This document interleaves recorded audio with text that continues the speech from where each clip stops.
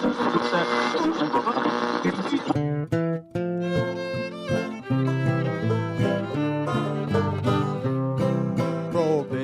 is a failure most anyone can see.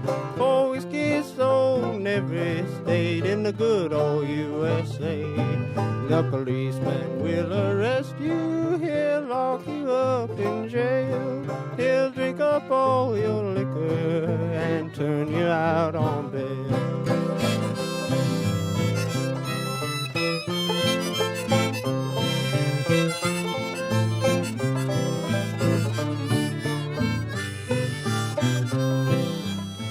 Okay, thanks for joining us. My name is Robert Joseph, and I am joined with our Crisis Club Dialogues co-host, Mr. Pat Riot in Flint, Michigan. Hello, Pat. Hey, Rob. How you doing, man?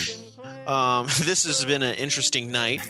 For listeners, we've been at this for a while now, and this has just been bonkers. And we have recorded the best stuff of our entire career, I'm sure of it. Yeah, and if you believe that, then I don't know. I mean, I don't know what we recorded. All I know is it's not there.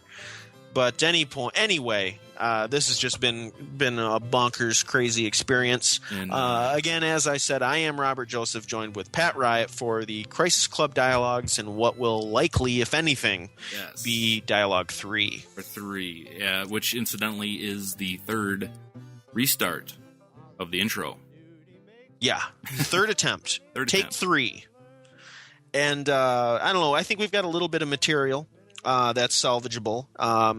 But if there's going to be a theme to this one, I think it's going to be skepticism. I would like to interject that theme into this one and encourage people to be a little bit skeptical about whatever it is, and just encourage you to be willing to take an honest look at yourself and information.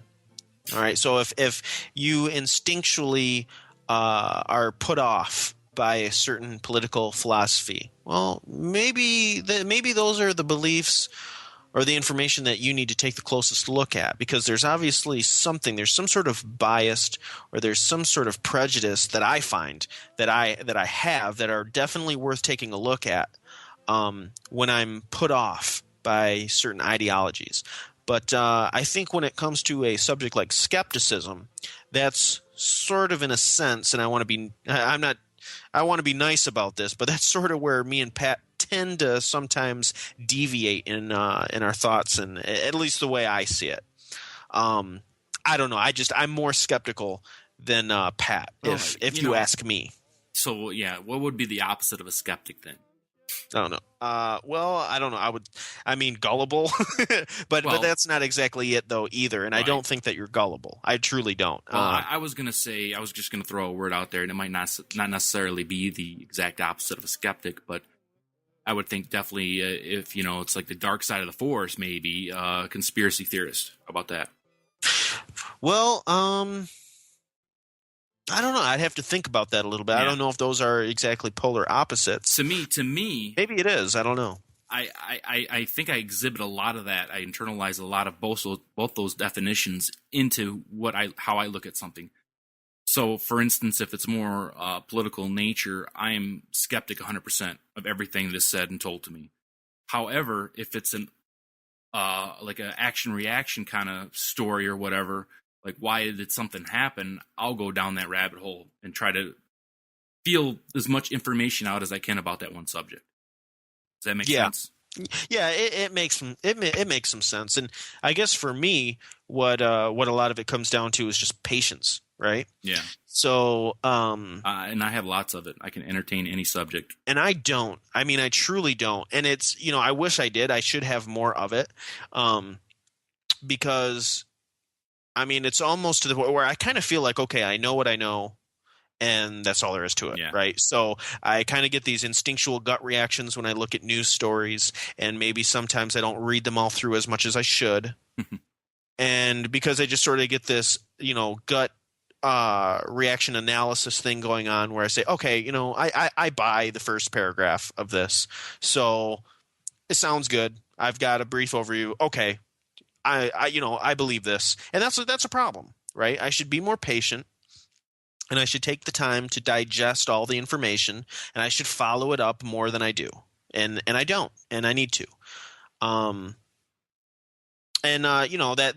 think that kind of goes into skepticism a little bit, right? Where I need to be a little bit more skeptical rather than just accepting certain things because it comes from a source, right, where I've accepted things from them before, So really, we want to maintain an outlook where we're constantly, questioning and subjecting our beliefs to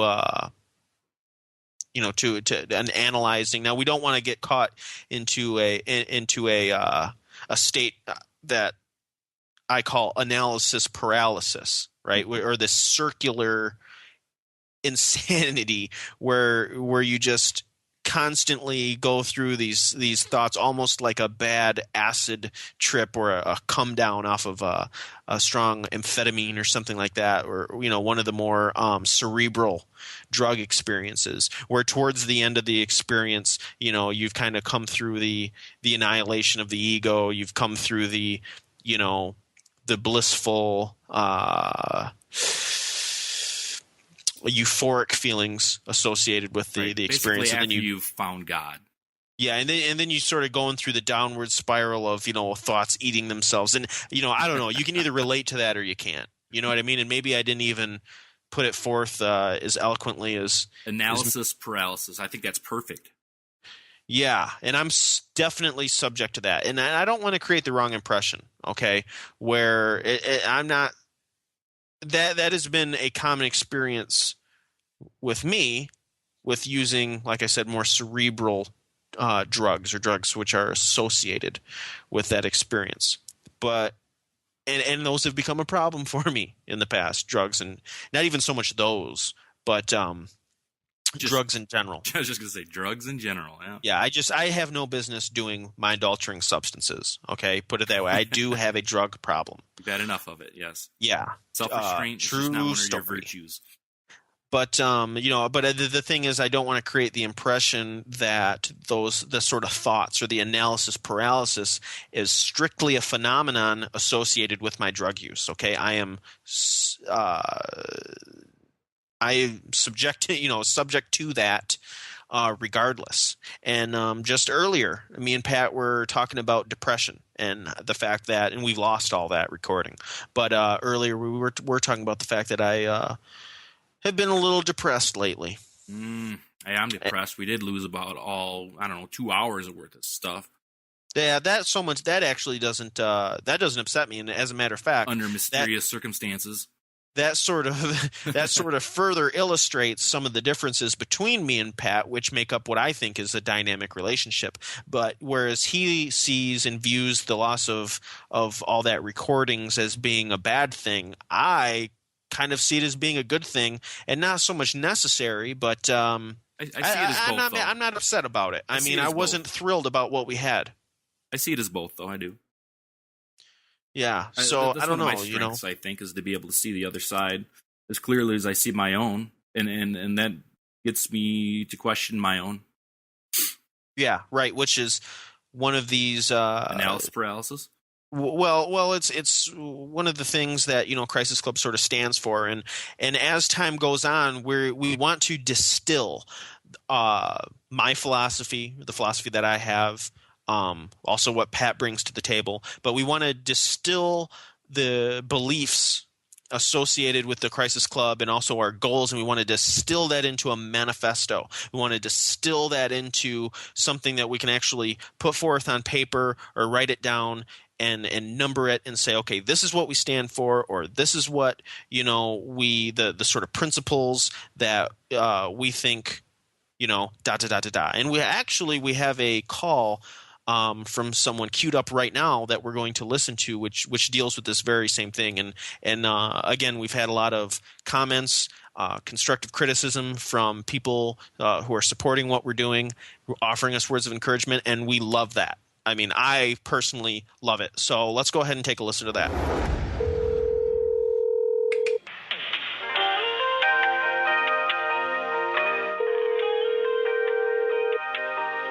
Yeah, I'm looking at your Facebook page, and you've got your Crisis Club manifesto up. Item number 5, encourage members to exorcise civil liberties. You've misused the word exorcise. The spelling that you have is though to like to exorcise a demon. Which is exactly the opposite of what it should. Yeah, you don't want to exercise your liberties. I think. The proper spelling of the word, I believe you want to use is exercise, E-X-E-R-C-I-S-E. Yeah. As is though to use rather than, I guess, exorcise. Anyway, that was marvelous pacing. Anyways, I just thought you might want to know. Small spelling error, small spelling issues can make all the difference in the world. All right, good luck, guys. Bye. Yeah, thanks for the tip, anonymous caller. Hell yeah, that was great advice. And if it sounds like we're making fun of that gentleman during his message, that's not the case at all. Not at all. I loved it. I want him to call back, and I want him to give like a sermon, an exercise like the Daily Demons. Yeah, that's a great idea, Pastor Anonymous. Yeah. So you keep it up. I hope to hear from this guy again. Coming up after the break, we got Rob and his latest discussion with Eric Thomas, and immediately after that, we have the follow-up segment with Josh Carter. You're listening to the Crisis Club Dialogues. Stick around. All my folks and all you folks, we all get around and kiss our hopes and talk drugs. We can take drugs, we can talk drugs.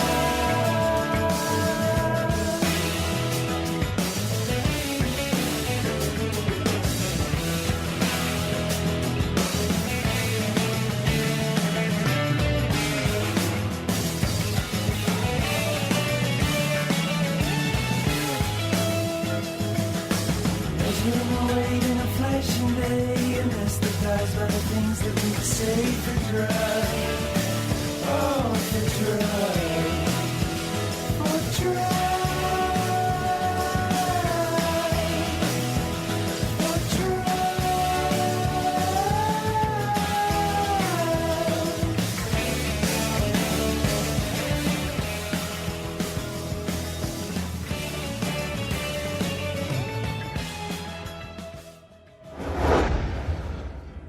Okay, this is Robert Joseph for the Crisis Club Dialogues, and I am joined with Eric Thomas.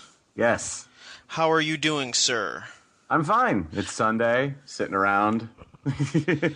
Yeah, and me and Eric, we've known each other for a while, and I've recently been on a number of his podcasts. Yes. But I'm gonna leave it up to you to go ahead and tell people a little bit about yourself. Okay. So they're familiar with who I'm talking to.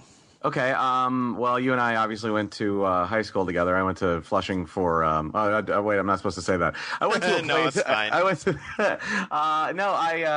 For my senior year, I attended that high school, and I got to know you there. But then we knew each other a lot because we have a lot of the same friends, and you and I, we certainly kept in touch, and now. I have a long radio career, I guess. I've been doing it since I was in high school. And, now I'm kind of in between radio jobs, so I'm doing podcasting and that kind of thing. And, you've come on it, and, we've had some fun with that, I guess. I don't really know what to say. Yeah. No, definitely. It's definitely been a good time. Yeah. So how's that going for you? It's going well. I'll say it on your podcast. It's frustrating. Because the radio business is such a pain in the ass. I've had, I've been in discussions with, Detroit area radio stations to be on them, and it's been a hell of a time. It's why my podcast has been a little bit suffering lately, is because I'm just so distracted. There will be times that I'll sit around and I'm just sitting by the phone for hours at a time, because you have your interview, and then you're waiting for them to give you the actual contract, waiting for that to be put in front of you. You know, and that's a real pain. And you know, radio is in such a weird place that, you know, then there's that other part